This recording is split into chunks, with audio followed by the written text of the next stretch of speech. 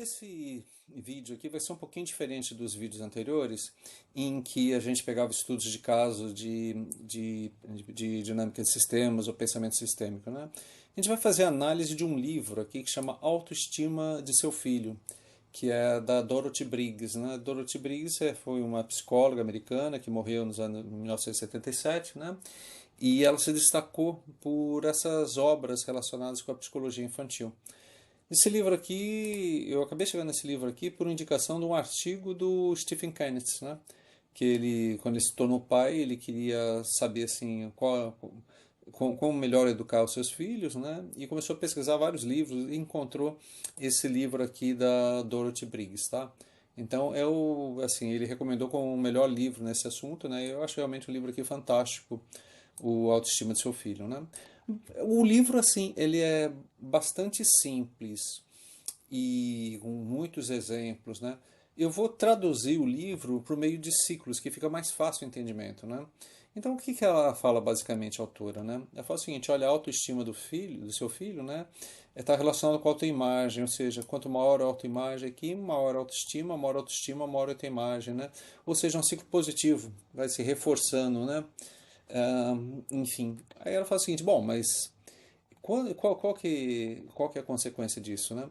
A consequência é o seguinte, né? Que quanto maior a sua autoimagem aqui, mais você vai desenvolvendo habilidades aqui que eliminam impotência, né? Ou seja, essas habilidades aqui que a criança desenvolve, como por exemplo a habilidade de comunicação, né?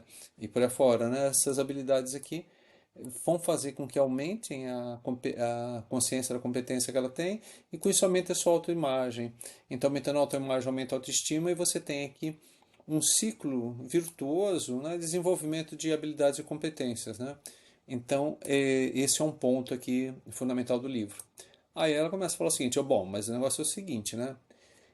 Esse ciclo aqui, ele é disparado aqui pelo sentimento de ser aceito ou sentimento de ser amado da criança.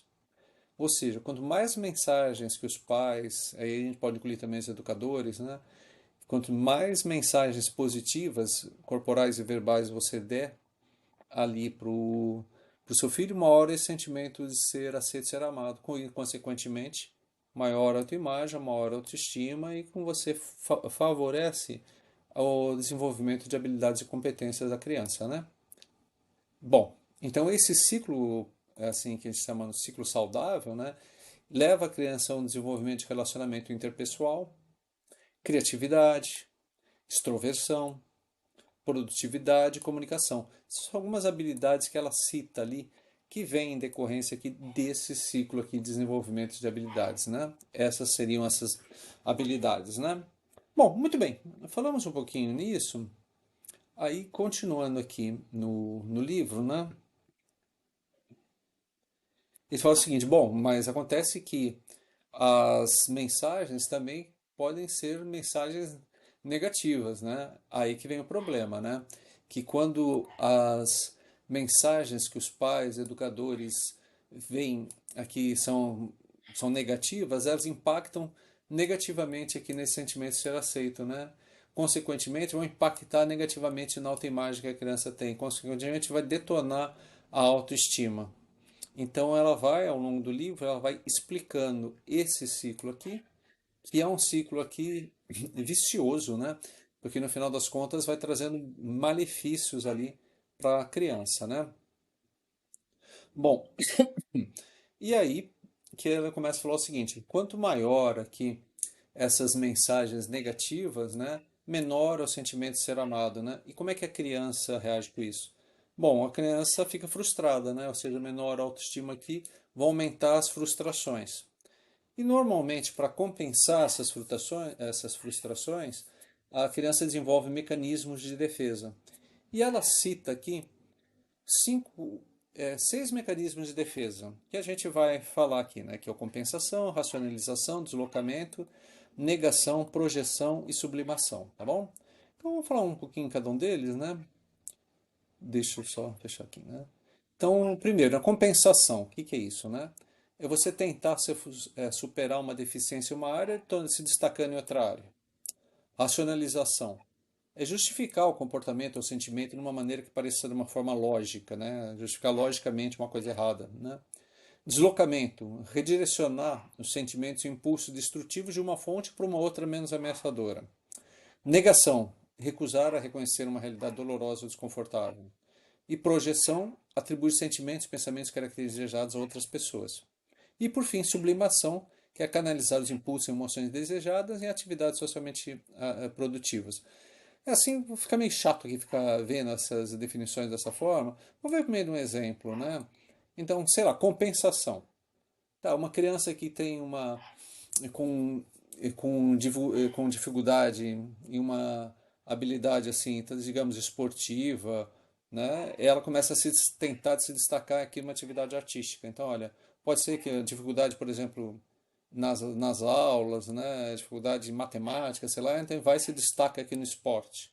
Então você tenta compensar uma coisa com outra, né? Então você está recebendo mensagens negativas aqui dos seus pais, professores numa área e tal, aí você tenta compensar ali em uma outra área para receber essas mensagens positivas, né? Racionalização. Então aqui, né, a criança inventa alguma forma aqui para justificar alguma coisa que não deu certo, né?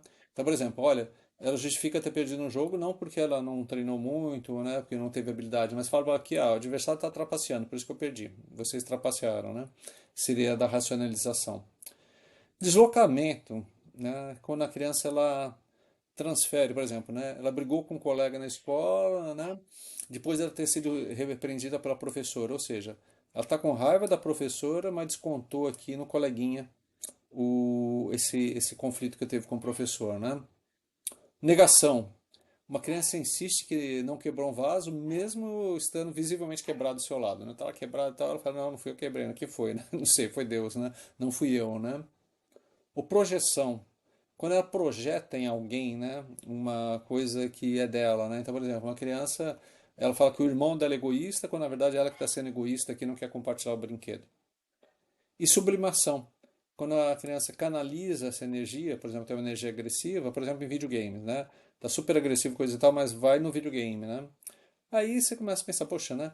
Esses mecanismos aqui que a gente viu, então, assim, esses mecanismos de defesa, né? O que que eles buscam? Eles buscam você ter reação de aceitação, né?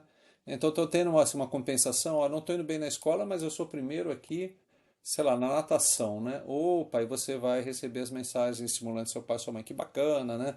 Você está indo bem aqui no futebol, né? Tudo bem que você não está indo bem aqui nos seus estudos, mas você está indo no futebol, tudo bem, né? Conseguiu o intento aqui de dar a reação de aceitação. Mas pode ser, e a maior parte das vezes acontece, né? De você não, mesmo se você está tentando, você criou uma defesa aqui, uma racionalização, você está tentando botar, inventar uma outra história pelo teu desempenho, né? Ou você está tentando aqui deslocar aqui para alguém, né? Ou então, sei lá, né? Você teve um atrito com um coleguinha, você está descontando o professor. Aí, moral da história, você vai ter mais reações de não aceitação, mais reações negativas. E com isso vai reforçar o problema que você já tinha.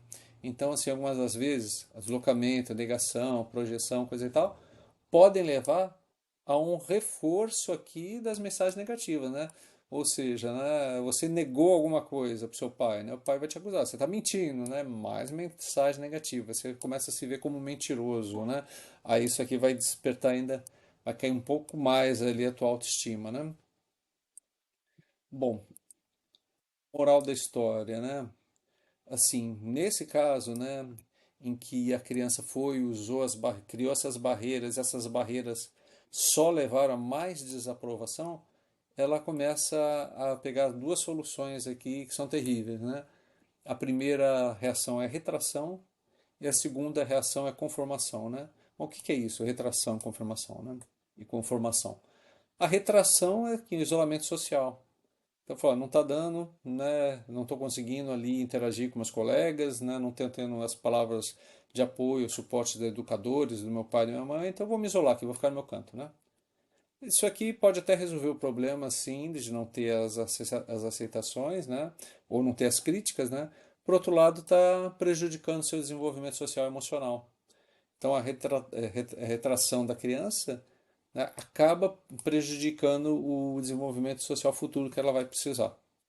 Uma outra coisa que pode acontecer é a seguinte, né? A criança se conformar, ou seja, não aceito nada disso, dessas normas aqui impostas pelo meu pai, pela minha mãe, pela escola, mas acontece que brigar com isso eu não consigo brigar. E não conseguindo brigar com isso aqui, eu vou aceitar. Então você acaba perdendo a sua identidade e autonomia, né? Você cumpre as regras ali, mas né, você está simplesmente aqui perdendo a sua própria identidade, né? Moral da história, né? Esse é um ponto aqui que a Dorothy fecha ali nesse capítulo. Fala o seguinte, olha, a maior parte das defesas, né? Defesas são mecanismos de defesa, são desenvolvidos, tem suas raízes na convicção secreta da criança que ela é má, indigna e não merece ser amada, né? Então a criança fala, acha que é, sei lá, o pior filho do mundo, né? Acha que é má, faz tudo errado, né? E esse é o sentimento secreto que forma o núcleo da neurose. Então, eu falo, você quer ter um adulto neurótico aqui? Então, não estimule, não use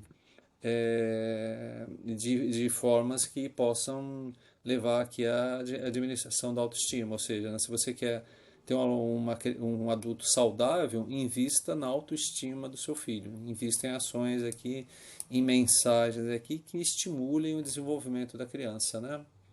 E ela falou, olha, se você não fizer isso, no final das contas aqui, você, né, está desenvolvendo aqui o núcleo, essa neurose. Ela fala que a neurose é apenas a cicatriz, né, em torno de uma ferida psíquica. E qual que é a ferida psíquica? É essa aqui, né? É a não aceitação, né? É você, ao longo ali da tua infância, né, receber um número muito grande aqui de mensagens negativas, né? E você começa a desenvolver neurose aqui, olha, né, não estou conseguindo isso aqui, tentei criar mecanismos de defesa, não funcionaram aqui, aí depois você fala, bom, então agora eu vou me isolar, não quero mais falar com o mundo, né? Briguei com o mundo, né? Ou vou me conformar a essas regras aqui que eu considero injustas, né? Bom, então esse aqui foi a primeira parte aqui da análise do livro da Dorothy, né? Tem outras partes aqui que tem dinâmicas também interessantes e a gente vai cobrir aqui por meio de exemplos, tá bom? Então, só para fechar aqui, lembrando que nessa ponto principal aqui do livro são dois ciclos aqui, né? Tem um ciclo saudável e o ciclo saudável leva ao desenvolvimento aqui de habilidades sociais bacanas, né? E tem um ciclo aqui, né, vicioso aqui, né, que essas mensagens negativas aqui vão desencadear que é a criação dos mecanismos de defesa, né? Isso aqui pode levar aqui a mais reações de não aceitação, né? Então, moral da história, né? Esses mecanismos de defesa podem prejudicar e podem levar a criança aqui a se retrair ou se conformar, tá bom? Bom, gente, era isso que eu queria falar nesse nosso bate-papo de hoje e a gente vai continuar ainda falando mais sobre essas dinâmicas aqui da autoestima. É isso aí.